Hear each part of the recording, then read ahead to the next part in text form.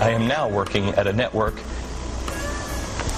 that will follow through on a story. I am not a journalist. I'm just a guy who cares. I'm sorry. I'm just a guy who cares an awful lot about my country. And I think you do too. But sometimes, for political reasons or whatever reasons, people just won't follow a story. I have to tell you, I'm doing a story tonight that I wanted to debunk these FEMA camps. I'm tired of hearing. You know about them? Sure. I'm tired of hearing. I wanted to debunk them. Well, we've now for several days done research on them. I can't debunk them.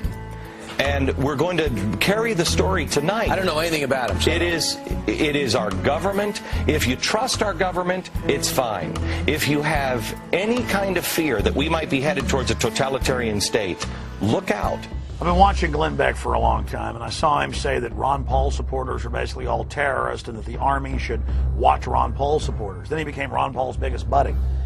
I watched him come out repeatedly and demonize the 9/11 Truth Movement or anybody who questioned anything the government did.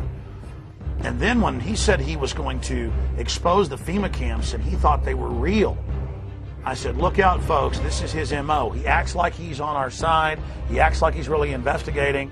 And then he sucker punches you once he's gotten your confidence. Popular Mechanics, they did an incredible job in the writing of the definitive debunking of the 9/11 conspiracy that everybody knows now is not true because of Popular Mechanics, except Rosie O'Donnell.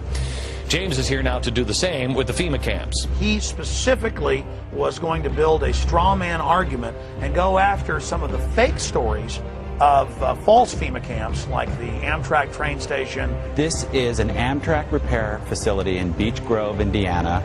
The woman who made this video initially claims that it's some kind of American Auschwitz and they've outfitted buildings with gas and they've got these strange turnstiles. In fact, it is a repair facility. They're repairing trains in there.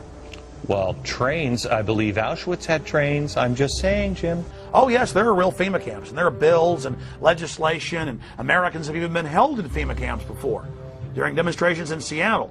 But he didn't choose to go into any of that, even though we mailed him packets of that material. One of those buildings has been knocked down. This video actually dates from about 1995. So the turnstiles are there for, they were there, they're not there anymore? Right, the turnstiles were just ordinary subway turnstiles that would be familiar to anyone who's ridden the subways in New York. He went to the disinfo on the internet knowing he could discredit a straw man. And that's what's so despicable about Glenn Beck, is that his propaganda is so shoddy that it's just amazingly predictable. By the way, if you want to get all of the information and more on the FEMA camps, debunk information that we couldn't get into this segment, help silence the annoying conspiracy freak in your life. There is enough out there. We don't need to make stuff up. Glenn Beck knows he's a liar.